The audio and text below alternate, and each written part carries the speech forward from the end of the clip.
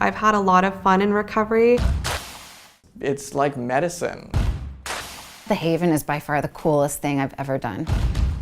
I took my first drink at 12 or 13 maybe. It was a way for us to all kind of do something bad that we weren't supposed to be doing. I blacked out my first drunk and puked on the sidewalk or something. And then things just kind of went from there. And in high school, I started experimenting with amphetamines, so Adderall and Vyvanse, and then to Percocets, and then acid, and then I went to college and it was cocaine and it was benzos. And then it was the new experience that got me each and every time. Because I was always searching for the next big thing. You know, okay, tick the box, I did Molly, what's next? So I finally found meth and heroin, and those were the two drugs that I settled on. I had an ex-boyfriend tell my dad that I was shooting drugs. That kind of got my dad, you know, on my ass, and he kept telling me, you know, you gotta stop, you gotta stop. I was able to get W's on my transcripts. My family got their money refunded for what they'd paid for that semester. So going to a 30-day treatment and then staying for extended care was the best decision I ever made.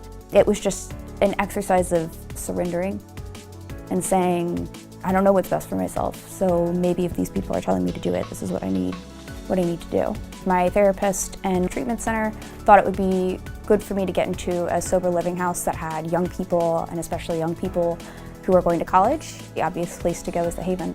When I was at the Haven, I was a resident. There was a lot of structure here that was great. And at the same time, there was a lot of freedom too. It didn't feel like someone was, you know, like Big Brother was breathing down my neck, because the house managers were my age and, you know, young college students themselves. It really felt like they genuinely cared. I lived at the Haven for about a year, and then I did an aftercare program for about 6 months. The aftercare program is weekly drug testing. You meet with the house therapist. You go to the weekly 12-step meeting that the Haven offers, and it's really a way to stay connected to the community, even without being in the house. My parents have told me how proud they are, and I'm so fortunate that they have.